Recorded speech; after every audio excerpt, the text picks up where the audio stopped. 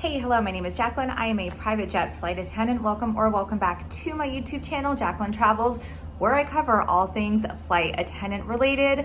And today we're talking about it. So it's gonna be a short video. I am honestly already worried about the tone. A lot of times when I share flight attendant truths, I'm told that I'm so negative or I should just quit my job if I hate it so much.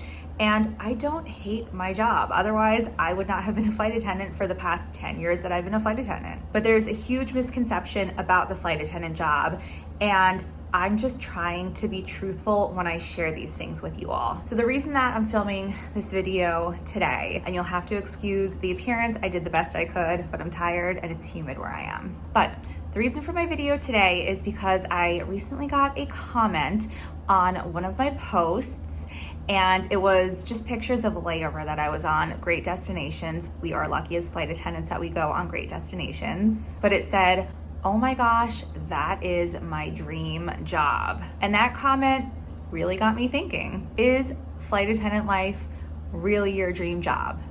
Okay, look outside. Look at my amazing hotel view. I'm here in Bermuda. It's not raining anymore. It's beautiful right now.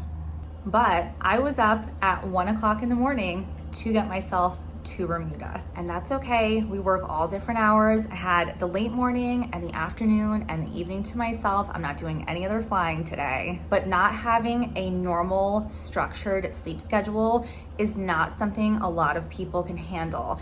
And to piggyback off of that, when you don't have a normal sleep schedule, there are many health problems that you can encounter. Unfortunately, I suffer from migraines. I'm on a migraine prescription to alleviate the symptoms that I occasionally get. And my migraines are definitely brought on when I don't have good sleep. If you lack sleep, you're also more prone to unhealthy eating habits. You'll have low energy. It can affect your mood. Depression is very common, not only in the flight attendant world, but amongst pilots as well. Now, some people can thrive. I definitely had to take a long nap today to make sure my body was rested enough and it wouldn't have me feeling groggy or like later on in the day. But some people just can't function this way. And something else about our schedules that I want to point out, I'm a mother and I'm very lucky that I was home to see my baby's first steps, but I almost missed it. I was like this close from missing it. And I don't know, maybe my husband even told me like a little fib to make me feel better. Maybe my baby was walking before I got home, but I know I left for a 4-day trip and he was like inching his way off the table, trying to take those big boy steps. And it didn't happen before I left on my trip. And it wasn't happening over the FaceTime calls when I was checking in with my husband and the baby, but it happened when I got home. So I'm telling that story just to share, there are big life moments that you will miss as a flight attendant. Now, if you're a contracting flight attendant, you can set your own schedule and you can be in town or at home for the events that you want to be there for.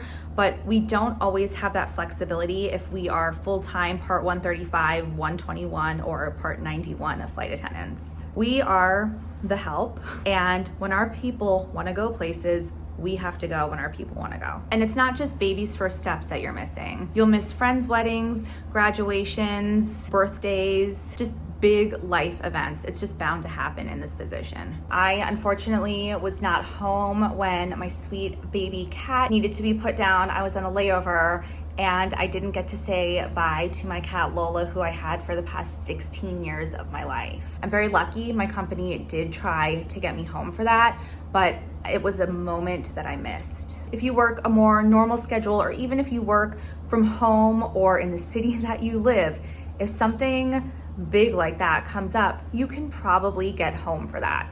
As a flight attendant, it's not that easy. I also want to be real about flight attendant pay. And I've made an entire video, I'll link it down below. It's more specific to corporate flight attendants. But if you're new here, I started out as a commercial flight attendant about 10 years ago, and I made $17,000. That's it. So it's very hard to get by. So I know that was pay 10 years ago. I know times have changed.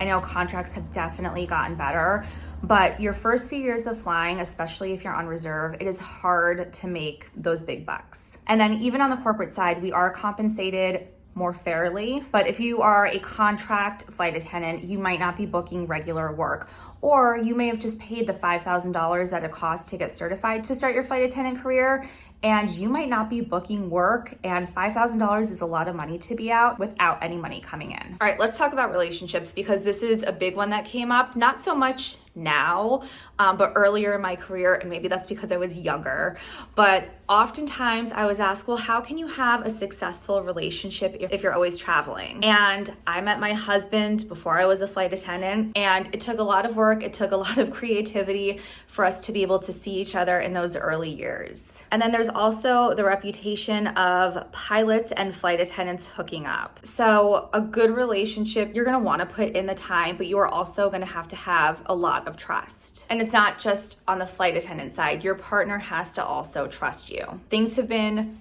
no drama on the corporate side, but on the commercial side, when I was a flight attendant, you would always hear the rumors about the flight attendants hooking up with the married pilot, or the married pilot hooking up with the married flight attendant, and the wife found out, the husband found out, they can't fly together anymore, big drama, explosions, that whole thing. Luckily, there's no drama like that here. But if there are already trust issues in your relationship, being in this position could definitely make the two of you grow apart or hinder your relationship. So I don't want to hinder anyone from their dream of becoming a flight attendant. I don't want this to be a long video. I don't want to be complaining, but I do want to be true, and I do want to be real with the challenges that are associated with the flight attendant job. And I know I haven't even covered everything. I just scratched the surface, but these were a few hot thoughts that I had on my mind. If you're a flight attendant, leave your comments in the section below. This way other viewers can have a real look into the flight attendant life and what this job is really like. If you're not a flight attendant and you just watch my videos, I thank you for that. I post every Sunday. The layover that I'm currently on will be posted probably next Sunday. I think I'm gonna put this video out first. So please make sure that you are following my channel. This way you don't miss out on any future flight attendant vlogs. Thank you very much for watching, and I'll talk to you next Sunday.